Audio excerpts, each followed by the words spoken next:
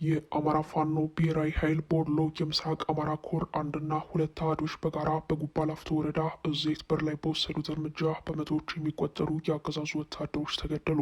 በሌላ በኩል የአማራ ፋኖ ብሔራዊ ኃይል ጎንደር ቀጠና አምስተኛውን ግዙፍ ኮር መሰረተ። መረጃውን ይዘናል። ከአማራ ፋኖ ብሔራዊ ኃይል ጎጃም ቀጠና ቀኝጌታ የፍትሄ ንጉሴ ስድስተኛ ክፍለ ጦር ስናን አባጅሜ ብርጌድ የተሰጠ የማስጠንቀቂያ መልእክት አለ። ጤና ይስጥልን ክቡራን የቻናላችን ቤተሰቦች በያላችሁበት የዓለም ዳርቻ ሰላምታችን ድረስ እያልን አሁን ለሰዓቱ መደመጥ ያለባቸውን አጫጭርና ወቅታዊ መረጃዎችን ይዘንላችሁ ቀርበናል። እስከ ዝግጅታችን ፍጻሜ ድረስ አብራችሁን ሁኑ። የአማራ ፋኖ ብሔራዊ ኃይል በወሎ የምስራቅ አማራ ኮር አንድና ሁለት አሃዶች በጋራ በጉባ ላፍቶ ወረዳ እዜት በር ላይ በወሰዱት እርምጃ በመቶዎች የሚቆጠሩ የአገዛዙ ወታደሮች ተገደሉ።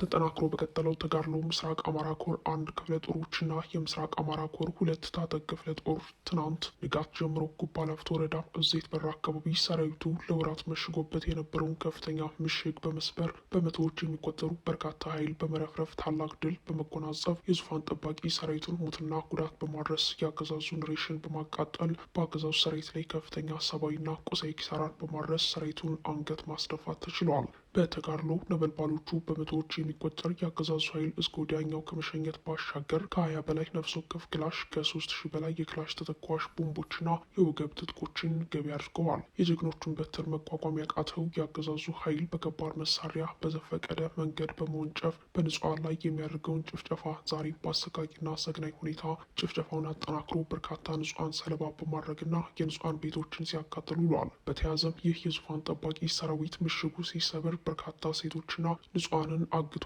ቶርች እያደረገና እያሰቃየ ነበር ሲል የምስራቅ አማራ ኮር አንድ ባለሽርጡ ክፍለ ጦር ቃል አቀባይ አርበኛ መሐመድ ሞገስ ገልጸዋል። በሌላ በኩል የአማራ ፋኖ ብሔራዊ ኃይል ጎንደር ቀጠና አምስተኛውን ግዙፍ ኮር መሰረተ።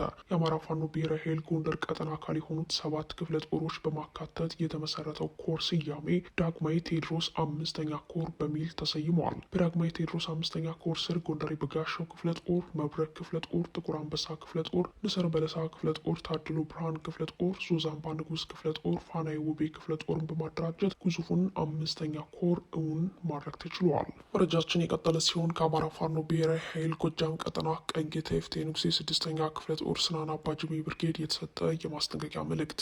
የስናን አባጅሜ ብርጌድ ላለፉት የትግል ጉዞ ዓመታት ከላይ እዝና ሰንሰለት በጠበቀ መልኩ መመሪያዎችና የትግል አዋጆችን ሲያስተገብርና ሲተገብር ቆይተዋል። አሁንም ትግሉ ይሳለጥና ከታለመለት ግብ ይደርስ ዘንድ ወቅቱን የተመለከቱ የሚከተሉትን ማስጠንቀቂያዎች ሰጥተዋል። አንደኛ፣ ከላይ በእዝ ደረጃ ከተፈቀዱ መስሪያ ቤቶች ውጭ ማለትም ባንክ፣ ጤና ጣቢያ፣ መብራት ኃይል፣ ውሃ፣ ግብርናና የመንገድ ፕሮጀክት ተቋራጮች ውጭ ማንኛውም ሰራተኛ መስሪያ ቢሮ እንዳይገኝ ዛሬም በድጋሚ መግለጫ እየሰጠን ይህንን መመሪያ ተላልፎ በተገኘ ማንኛውም አካል ላይ የማያዳግም እርምጃ የሚወስድ መሆኑን፣ ለብልጽግና መራሽ ስርዓት ተገዥ ሆኖ ወይም ለስርዓቱ ምቹ ሁኔታ ለመፍጠር አስተዳደራዊና ፖለቲካዊ ጥግ ይዞ የተገኘ አካል ላይ የማያዳግም እርምጃ የሚወስድ ሲሆን ይህ መግለጫ ከተሰጠ ቀን ጀምሮ በብልጽግና ስርዓት ስም ለበስ አካላት ተገደን ነው የፈጸምነው የሚሉ ምክንያቶች ተቀባይነት የሌላቸው ስለመሆኑና ለዚህ ሰለባ ላለመሆን ከከተማ ለቃችሁ ብትወጡ የማንቃወም መሆኑን፣ የመሬት ነክና ተያያዥ ጉዳዮችን በቀጣይ በፋኖ ተቋማዊና መዋቅራዊ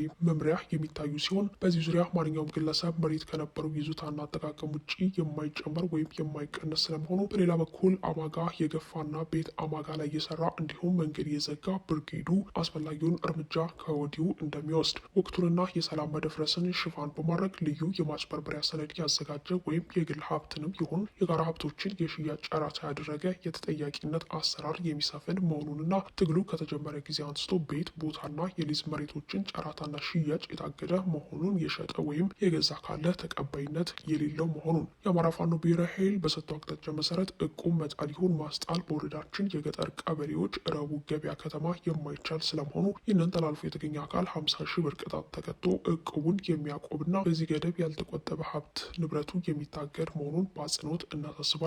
በአጠቃላይ ከላይ የተዘረዘሩት ነጥቦች ብርጌዱ ባወጣው የውስጥ መተዳደሪያ ደንብ መሰረት ሙሉ ለሙሉ ተፈጻሚ የሚሆን ይሆናልም ብለዋል።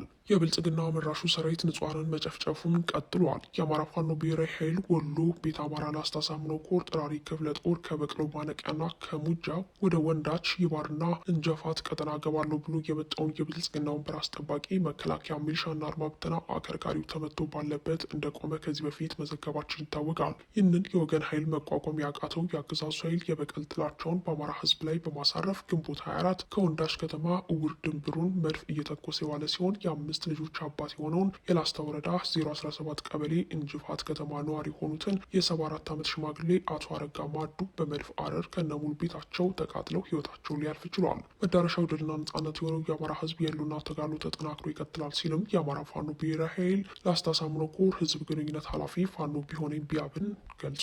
በሌላ መረጃችን ደግሞ በአገዛዙ ቀጥተኛ ትእዛዝ ፍርድ ቤት ከወንጀሉ ነጻ ነው በማለቱ የተቋረጠ ክስ ዳግም ሊቀጥል ነው። ፍርድ ቤቱ አቶ ታዬ ዳንዳአ ነጻ የተባሉበትን 2 ክሶች በድጋሚ ክርክር እንዲደረግባቸው አዟል። ከ1 ዓመት በፊት ከሰላም ሚኒስተር ዴኤታነት የተነሱትና በቁጥጥር ስር ውለው በ3 ክሶች ተከሰው በ2ቱ ክሶች ነጻ የተባሉት አቶ ታዬ ደንዳአ ክሶቹ በድጋሚ እንዲቀጥሉ ውሳኔ ተላለፈባቸው። በአቶ ታዬ ላይ ነጻ የተባሉበትን 2ቱ ክሶች ከጠላት ጋር በመተባበርና የጸረ ሰላም ቡድኖች የሆኑትን ሸኔና ፋኖን የሚደግፍ መልእክቶችን በፌስቡክ ገጻቸው አጋርተዋል ከሚሉት ክሶች ነው። የቀድሞ የሰላም ሚኒስተር ዴኤታው ከቀረቡባቸው 3 ክሶች መካከል ሐምሌ 30 በዋለው ችሎት በአንደኛና በሁለተኛ ክስ ነጻ የተባሉ ሲሆን የጦር መሳሪያ ወንጀሎችን በተመለከተ የቀረበባቸውን 3ኛ ክስ ተለቀው እንዲከላከሉ ብይን መሰጠቱ ይታወሳል። አቶ ታዬ ህዳር 23 ቀን 2016 በዋለው ችሎት የፌዴራል ጠቅላይ ፍርድ ቤት ሰበር ሰሚ ችሎት በዋስትና እንዲፈቱ መወሰኑን ተከትሎ ህዳር 26 2016 ዓ.ም ከእስር ቤት ወጥተው ጉዳያቸውን ሲከታተሉ ነበር። ይሁን እንጂ የአገዛዙ ወኪል የሆነው አቃቢ ህግ በመቃወሙና የመንግስት ጫና በመምጣቱ ውሳኔ ለመስጠት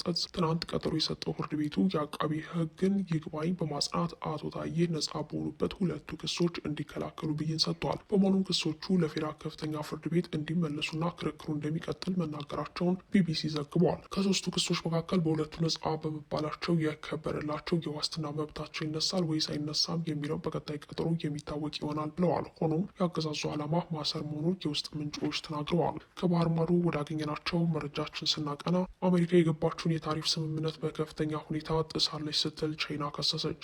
ቻይና አሜሪካ የገባችውን የንግድ ስምምነት በአደገኛ ሁኔታ መጣሷን አስታውቋ ጥቅሞቿን ለመከላከል ጠንካራ እርምጃዎች እንደምትወስድ አስታውቃለች። የቻይና ንግድ ሚኒስቴር እንዳለው ዋሽንግተን ባለፈው ወር በጄኔቫ ሁለቱም ሀገራት ወደ ሀገራቸው በሚያስገባቸው ምርቶች ላይ የጣሉትን ታሪፍ ዝቅ ለማድረግ ከስምምነት ቢደርሱም አሜሪካ ግን ይህንን ስምምነት በአደገኛ ሁኔታ ዝቅ የሚያደርግ እርምጃዎችን መውሰዷን አስታውቋል።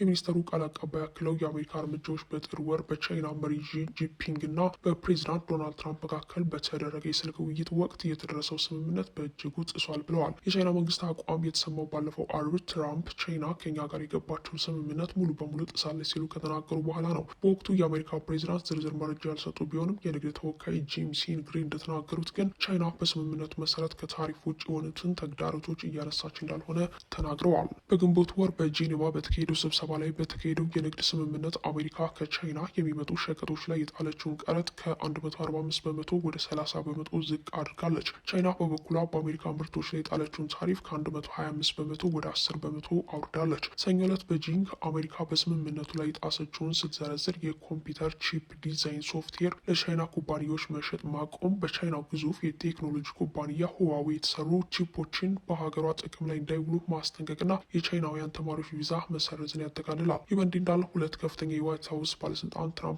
ዢ በቅርቡ ሊነጋገሩ እንደሚችሉ ጠቁመዋል። የግምጃ ቤት ዋና ጸሐፊ ቤሴንት በአሜሪካ የቢቢሲ አጋር ለሆነው ለሲቢኢሲ ኒውስ እንደተናገሩት የንግዱ ዝርዝር ሁኔታ ዢና ትራምፕ ከተነጋገሩ በኋላ ይፈታል ብለዋል። ነገር ግን ይህ ውይይት መቼ እንደሚሆን የሰጡት ማረጋገጫ የለም። የብሔራዊ ኢኮኖሚ ካውንስል ዳይሬክተር ኬቪን ሃሴት ለኤቢሲ እንደተናገሩት ሁለቱ መሪዎች በዚህ ሳምንት ውይይት እንደሚያደርጉና ለመነጋገር ፈቃደኛ ናቸው ብለዋል። ዋናው ነገር ሁኔታዎች እኛ በምንፈልገው መንገድ ካልሄዱ ዝግጁ መሆን አለብን ሲሉ ሃሴት ስለሚጠበቀው ንግግር ተናግረዋል። ባለፉት ሳምንት ትራምፕ አሜሪካ በብረትና በአልሙኒየም ላይ የምትጥለውን ታሪፍ ከ25 በመቶ ወደ 50 በመቶ እንደምታሳድግ አስታውቋል። አርብ ዕለት በፒተስበርግ ፔንሲልቬኒያ በተካሄደው የድጋፍ ሰልፍ ላይ ትራምፕ እንደተናገሩት እርምጃው በቻይና ላይ ያለው ጥገኝነት በመቀነስ የአካባቢውን የብረታ ብረት ኢንዱስትሪና ብሔራዊ አቅርቦትን ለማሳደግ ይረዳል ብለዋል። በሌላ በኩል ተመድ በጋዛ የእርዳታ ማከፋፈያ ላይ የተፈጸመው የፍልስጤማውያን ግድያ እንዲመረምር ጠየቀ። በጋዛ የእርዳታ ማከፋፈያ አቅራቢያ እርዳታ ሲጠባበቁ በነበሩ በሺዎች የሚቆጠሩ ፍልስጤማውያን ላይ የእስራኤል ወታደሮች ተኩስ ከፍተው ግድያዎችን ፈጽመዋል የሚሉ ሪፖርቶች መውጣታቸውን ተከትሎ የተባበሩት መንግስታት ድርጅት በገለልተኛ አካል እንዲጣራ ጥሪ ያቀረበ። ራፋ በሚገኘው በአሜሪካና በእስራኤል በእስራኤል የሚደገፈው የጋዛ ሰብአዊ ፋውንዴሽን ማዕከል እርዳታ ሲጠብቁ የነበሩ እማኞች እንደተተኮሰባቸው ተናግረዋል። ዓለም አቀፍ ቀይ መስቀል 179 ተጎጂዎችን ሆስፒታሉ እንደተቀበለ ገልጾ ከእነዚህ ውስጥ 21 ሰዎች መገደላቸውን አክሏል። በሐማስ የሚመራው የሲቪል መከላከል ኤጀንሲ የተገደሉ ፍልስጤማውያን ቁጥር 31 አድርሶታል። የእስራኤል ጦር በበኩሉ ወታደሮች በእርዳታ ማከፋፈያው ማዕከል ወይም አቅራቢያው ላይ በሲቪሎች ላይ ተኩስ ከፍተዋል መባሉን አስተባብሏል። ጂኤችኤፍ በበኩሉ ሪፖርቶቹ የፈጠራ ወሬዎች ናቸው ሲል የከሰሰ ሲሆን በተቋሙ ወይም በአቅራቢያው ስለደረሰው ጥቃት እስካሁን ማስረጃ አላየንም ብለዋል። እስራኤል ቢቢሲን ጨምሮ ዓለም አቀፍ ሚዲያዎችን ወደ ጋዛ ገብተው ሪፖርት እንዳያደርጉ ክልከላ መጣሏን ተከትሎ አንዳንድ መረጃዎችን ማጣራት አስቸጋሪ አድርጎታል። የተባበሩት መንግስታት ድርጅት ዋና ጸሐፊ ጉተሬስ ሰኞ ዕለት በሰጡት መግለጫ በጋዛ እርዳታ ሲጠባበቁ የነበሩ ፍልስጤማውያን መገደላቸውና መቁሰላቸው በከፍተኛ ሁኔታ አስደንግጦኛል ብለዋል። አክለው በእነዚህ ክስተቶች ላይ አስቸኳይና ገለልተኛ ምርመራ እንዲካሄድና አጥፊዎችን በሕግ እንዲጠየቁ ጥሪ ያቀርባሉ ብለዋል። የእስራኤል የውጭ ጉዳይ ሚኒስቴር ለጉተሬስ አስተያየት አሳፋሪ በማለት ምላሽ የሰጠ ሲሆን ዋና ጸሐፊው ሐማስን ባለመጥቀሳቸው ተችቷቸዋል። ሰብአዊ እርዳታ በአሁኑ ወቅት የሚከፋፈልበት መንገድ ተቀባይነት የሌለውና ሰብአዊነትን የሚያወርድ ነው ሲሉ የመንግስታቱ ድርጅት የሰብአዊ መብት ኃላፊ ቮልከር ተርክ ተናግረዋል። ይህ የሚያሳየው ለሲቪሎች ፍጹም ንቀት ነው። ለ3 ወራት ያክል ምግብና መድኃኒት ሳያገኙ የቆዩ ሰዎች በዚህ መንገድ እርዳታ ለማግኘት መሮጣቸው ወይም እንዲህ መፈተናቸውን ማሰብ ይቻል ይሆን ሲሉ ኃላፊው ተናግረዋል። አክለው በጣም የተቸገሩ እነዚህ ሰዎች በከፍተኛ መንገድ ከሰብአዊነት የማውረድ ተግባርን የሚያሳይ ነው ሲሉ ተችተዋል። ተቋሙ አክሎም ሁለቱ ተጎጂዎች እርዳታ ሲጠባበቁ የነበሩ ናቸው ብለዋል። ድንበር የለሽ የሐኪሞች ቡድን በካን ዩኒስ በሚገኘው የናስር ሆስፒታል በርካታ ከባድ ጉዳት የደረሰባቸው አንዳንዶቹም በአስጊ ሁኔታ ላይ ያሉ ፍልስጤማውያን ማከማቸውን ገልጾ ተጎጂዎቹ የእስራኤል ሰው አልባ አውሮፕላኖች፣ ሄሊኮፕተሮች፣ ጀልባዎች፣ ታንኮችና ወታደሮች ከሁሉም አቅጣጫ እንደተኮሱባቸው ሪፖርት ማድረጋቸውንና የተቋሙ ሰራተኞች ወንድም እርዳታ ሊቀበል ሲሞክር መገደሉን ኤምኤስኤፍ ተናግረዋል። በራፋ የሚገኝ አንድ ጋዜጠኛ በበኩሉ የእስራኤል ታንኮች ተኩስ ሲከፍቱ በርካታ ፍልስጤማውያን በእርዳታ ማዕከሉ አቅራቢያ ተሰባስበው እንደነበር ተናግረዋል። የተወደዳቸው አድማጭ ተመልካቾቻችን ለዛሬ ያዘጋጀንላችሁ መረጃዎች እነዚህ ናቸው። ጤና ይስጥልን።